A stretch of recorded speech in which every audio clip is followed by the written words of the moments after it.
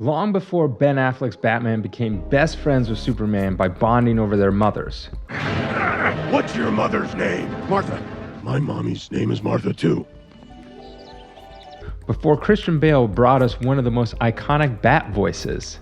You'll be in a padded cell forever. Or even before George Clooney gave us the sexiest Batman with those much adorned bat nipples. Before Michael Keaton showed us what Batman should be. Now you want to get nuts? Come on, let's get nuts. And yes, even before Adam West showed us that even sharks can't take down the Batman. There was another Batman, a Batman that was not only the first movie appearance, but also the first time anyone saw Batman in live action. This Batman didn't just give us a real-world look at the Cape Vigilante, but also expanded on the Batman mythos, giving us key details about Batman that never existed before, such as his butler, Alfred, or even the Batcave. Just a mere 4 years after the first appearance of Batman in Detective Comics 27 from 1939, actor Lewis Wilson portrayed the first ever live depiction of Batman in his first ever movie called The Batman in 1943. The Batman film from 1943 was a serial spread out between 15 chapters. A movie serial is a type of film that was popular in the early 20th century. It's a movie where they cut it up into 15 to 20 minute long shorts that tell a continuing story over several installments. Each chapter was screened at a movie theater for 1 week and ended with a cliffhanger, in which the characters found themselves in perilous situations with little apparent chance of escape. Viewers had to return each week to see if the cliffhangers resolved and to follow the continuing story. These were used as a marketing tactic to get people coming back to the movies week after week. Movie serials were especially popular with children and many young adults. A typical Saturday matinee at the movies included at least one chapter of the serial, along with animated cartoon, newsreels, and 2 feature films. The 1943 Batman serial is an intriguing yet particular blend of Batman comic mythology, World War II propaganda, and predictable cliffhanger conventions. Just as typical serials of the time, each chapter concluded with Batman facing imminent death, only to miraculously escape in the next episode. Moviegoers in the 1940s had to purchase a ticket to see next week's screening to confirm Batman's fate. The cast of Batman featured Lewis Wilson as Batman/Bruce Wayne, and Douglas Croft as Robin/Dick Grayson, and J. Carrol Naish as the malevolent Japanese criminal mastermind Dr. Daka. Interesting though was the actor that played Robin, Douglas Croft. He was actually the youngest actor to ever portray Robin. He was only 16 at the time of the filming. Also, the person that played Batman, Lewis Wilson, he was also the youngest Batman ever at only 23. The entire 15 chapters revolved around Batman and Robin in pursuit of Dr. Daka, the sole antagonist of the serial. So you might be wondering, who is Dr. Daka? And why isn't Batman after someone like the Joker? If you look at the original promotional poster for the serial, you can see Batman punching the Joker. Originally, the villain was supposed to be the Joker, but last minute, they changed him into the character Dr. Daka, who was made exclusively for the serial to mirror the United States' obsession with World War II.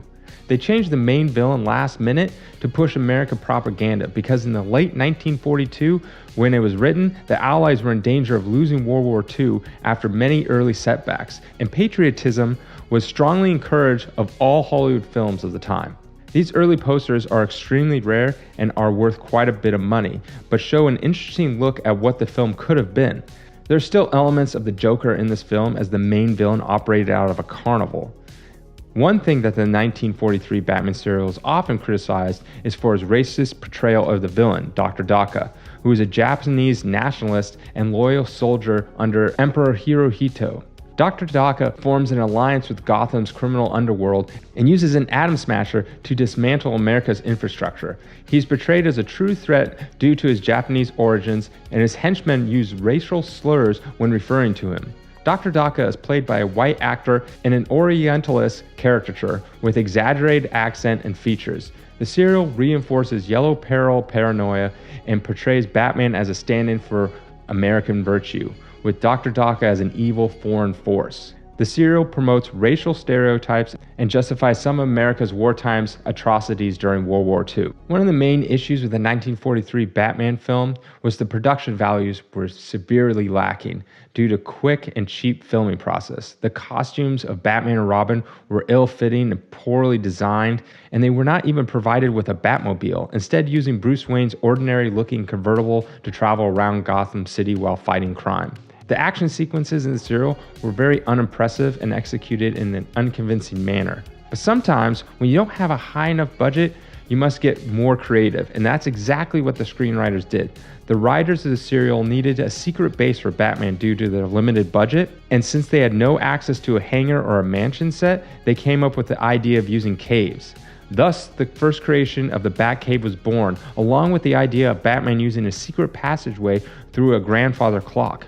While on set of the Batman movie, Bob Kane liked the idea of the Batcave, so he told Bill Finger about the idea of the secret underground base for Batman. They later published the first appearance of the Batcave and Batman dailies on October 29, 1943, in a strip titled The Batcave.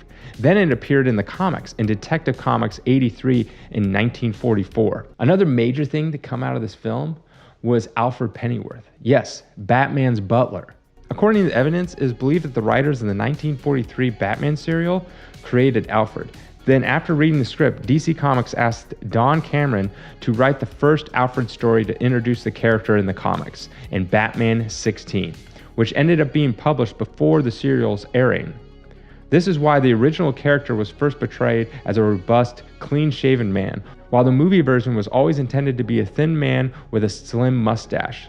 William Austin was ultimately cast as Alfred in the Batman serial, and DC editors wanted the comic book version of Alfred to resemble the cinematic counterpart. Therefore, in Detective Comics 83, which was published in January 1944, Alfred went on vacation at a health resort where he slimmed down and grew a mustache.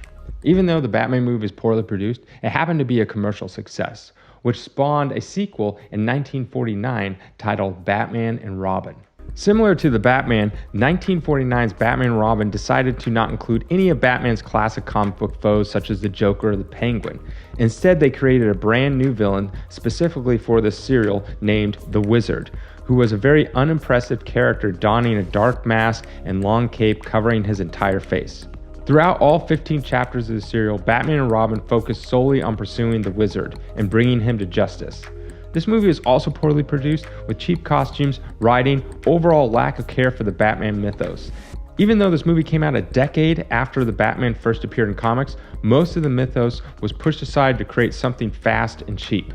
The original cast did not return for the sequel. In fact, both Lewis Wilson and Douglas Croft had retired from acting altogether. Instead, they cast Robert Laurie as Batman and Johnny Ducan as Robin. The actor that played Robin in this one was much older than the previous one. He was actually 26, and so the studio put on pink spandex as leggings to cover his hairy legs. Why they just didn't make him shave his legs, I don't know. The original plans were to have Superman actor Kurt Allen to play Batman this time, and they even made a costume for Allen's measurements. But Allen backed out, fearing the typecasting of playing two superheroes, so they brought in Robert Laurie. Laurie was a bit shorter, and that is why the costume doesn't really fit, and the Batman emblem is lower, almost at his stomach, and he constantly has to tilt his head back so he can see through the eye slits in the mask. This is also the first on-screen appearance of Commissioner Jim Gordon and Vicky Vale. What's really interesting is even though these movies were very low quality in production, it happened to capture the attention of one particular person who remembers watching this in the theaters.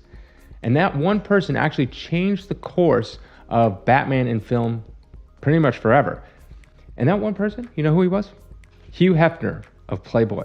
In 1964, CBS had the option to make a serious Batman TV series, but eventually lost interest and the project just went into limbo. Around that same time, Hugh Hefner, who was a film buff and watched these serials in the theaters, started showing them at his mansion. He started regularly having Batman showing events. They were such a huge hit that even the press noticed, which prompted Columbia Pictures, the owners of the serials, to offer a movie event at the theaters around the whole US in 1965. It was called An Evening with Batman and Robin, in one long marathon showing. At one of the showings at the Playboy Mansion were executives from ABC. Due to the success of these re-releases, it inspired them to take Batman in a whole different direction, to have it less serious and more goofy. Not only did these events inspire a new Batman TV show, but it also inspired ABC to bring back another character, the Green Hornet. Although the Green Hornet TV show wasn't well received, the 1966 Adam West show was a massive hit. In conclusion, the 1943 Batman serials, although not a cinematic masterpiece by any means, they actually hold a special place in the Batman history. It was the first time that we ever got to see a live action version of the Batman. And it also expanded on the Batman mythos, adding in the Batcave and Alfred. It was also the first ever DC movie. Yes, even before the Superman serials come out. And without these, we never would have gotten the Adam West Batman TV show. And then who knows what would have happened with future movies if we didn't get that. Despite its flaws, the serial continues to be an important milestone in Batman's history and a huge impact on the character.